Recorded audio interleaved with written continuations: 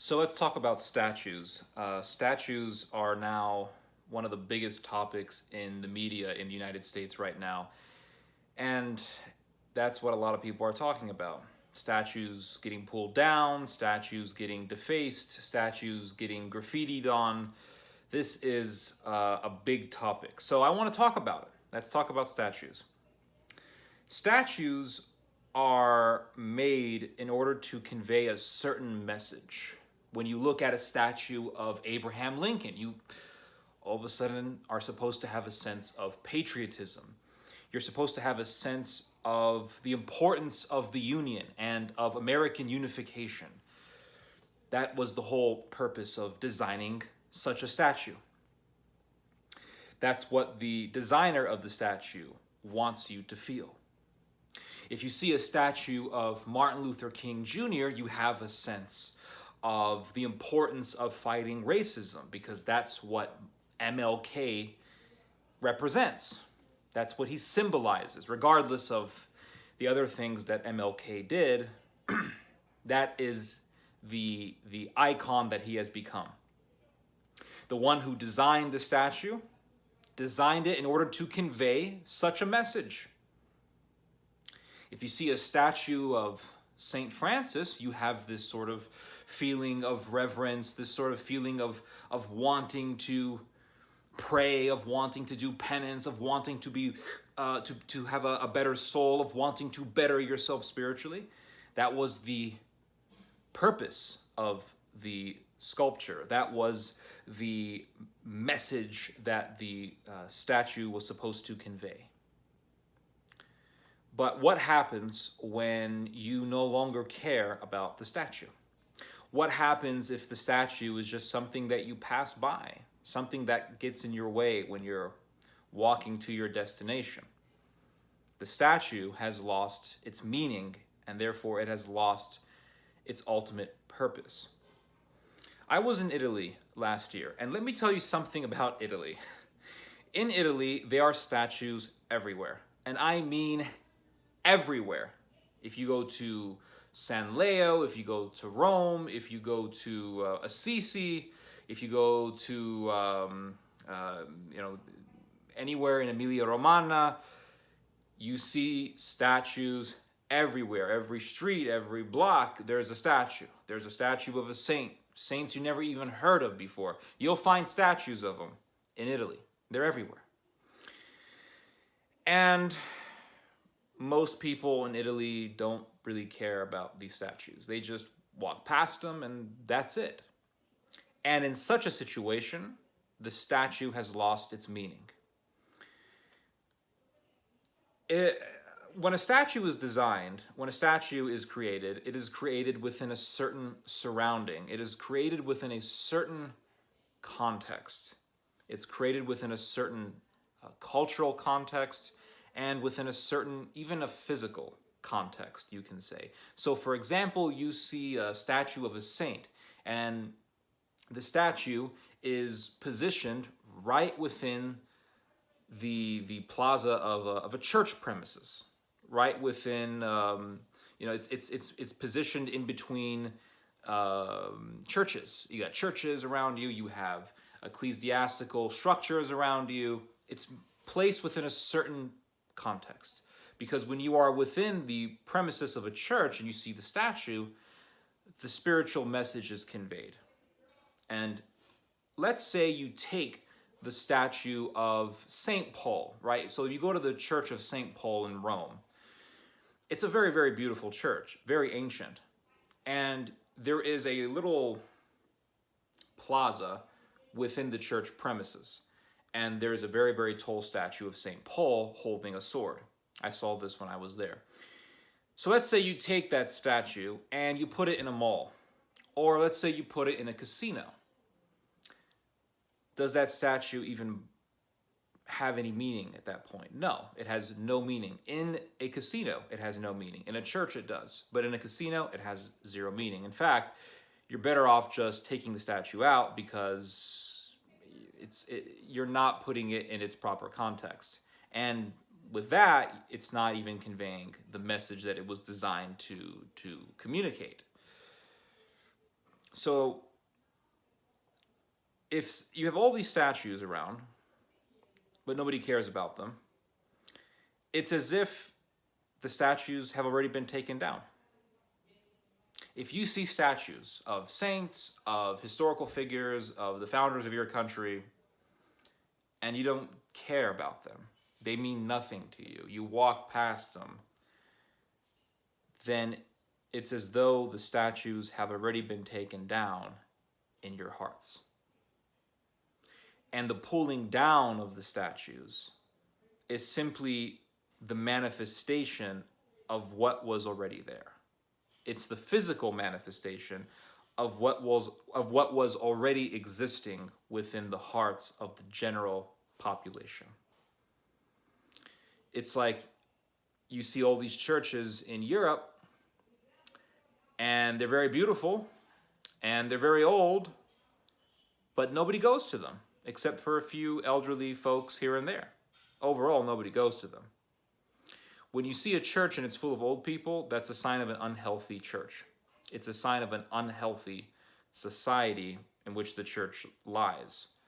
Because if it's just a bunch of old people, then it's just a bunch of people who are afraid of death because they know that death's door is very, very nigh.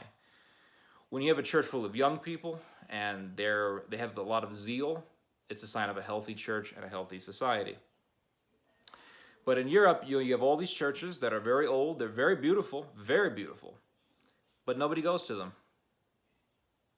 And then you hear stories about churches in France getting demolished, getting taken down. People say, oh, look, evil France destroying the church. But the church was already destroyed in the hearts of the people. The church was already destroyed in the hearts of the people.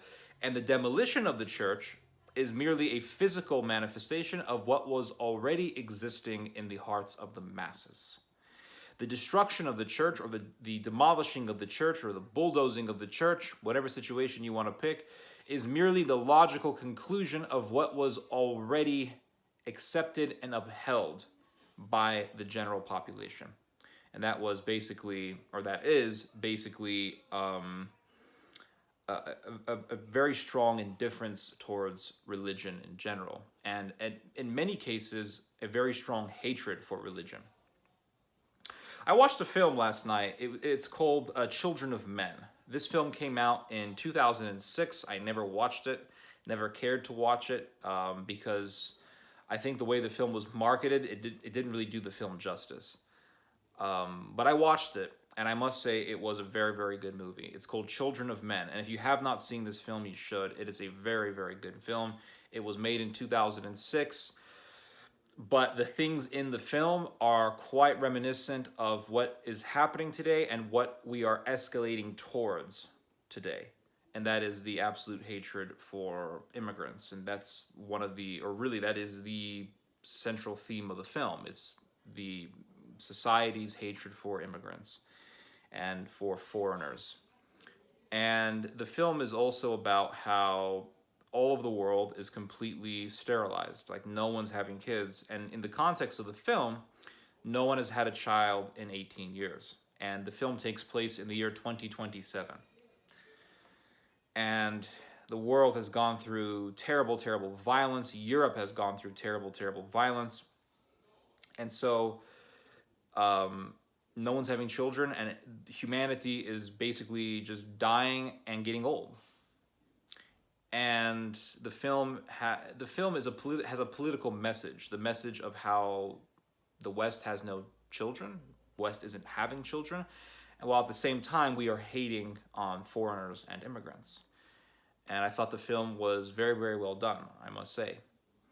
But there's a scene in the film in which, and I don't want to spoil it if you haven't seen it, I don't want to spoil it, but there's a scene in the film where a guy has a huge estate, a huge house, basically it's a building, and in his house, he has the giant statue of King David by Michelangelo. And the statue is just there. It's in this white, metro-looking room, and it's just sitting there. And the guy who owns it is like, look, I got this beautiful piece of artwork. Look at it. See, I got Michelangelo's statue right in my house. What's the statue? It's King David. What is the message that the statue is trying to convey? It's trying to convey the majesty of King David as is communicated to us by the scripture. It's a religious statue. And it's to really convey this message of the grandeur, the majesty, the valor, the glory of the kingdom of Israel, as is connected within the Christian teaching, the Christian narrative. But that statue was made in a certain context. It was made in the context of Christianity. It was made within a Christian environment. But if you take that statue and you just put it in a building, then at that point it has lost all of its real meaning, and it's just vanity. It's just, look at what I have. I have this statue by Michelangelo. The statue has lost all meaning. And so if you take down the statue, then that's simply a physical manifestation of what was already existing in the hearts of the general population. And the people who are angry that these statues are getting taken down, they're only angry because the statue is getting taken down. But I don't think they woke up every morning giving a damn about these statues. I don't think they really thought about these statues before the statues were getting taken down. Now, I know what you guys are thinking. Theodore supports the pulling down of statues. Not really. Confederate statues, I can see the argument and I can see the point.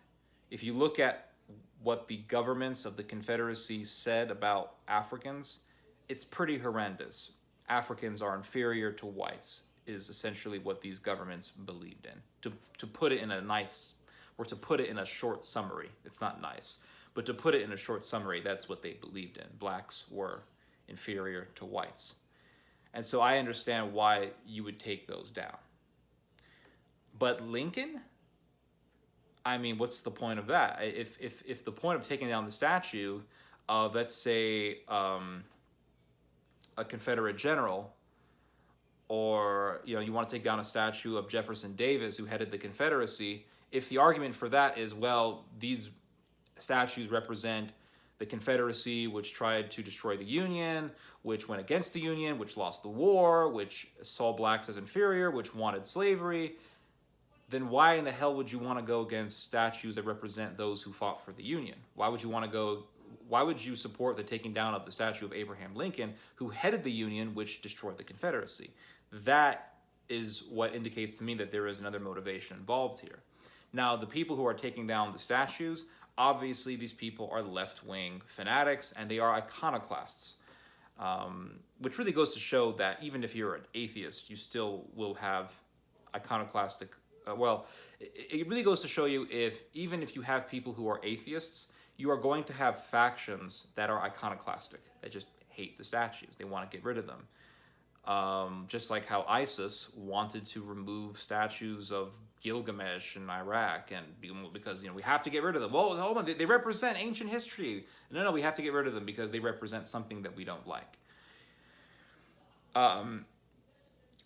And the thing is that the statue isn't enslaving anybody. The statue, isn't hurting anybody. It's a statue, and within our modern day situation, within our modern day surroundings, the statues have lost all meaning. So what's the point of taking them down? Again, I understand why we want to take down Confederate statues, because it's like having a statue of, I don't know, you want a statue of someone who wanted to fight for a government that saw blacks as inferior. Like, okay, I can get it. But why would you want to take down a statue of Abraham Lincoln? And why would you want to take down a statue of some saint who most people don't even care about? It goes both ways. Like, people defend statues with such zeal when the statue has lost meaning in the society itself. And at that point, it's almost like you're Don Quixote fighting against windmills. But then you have people who desperately want to take down the statue. So the people who want to take down the statue also has a lot of meaning for them. It pisses them off. But again, it's like, what's the point of taking it down? And it makes me wonder if there is a strategy of tension involved in all of this. A strategy of tension to anger people and to spark that rift between left and right, to deepen it further.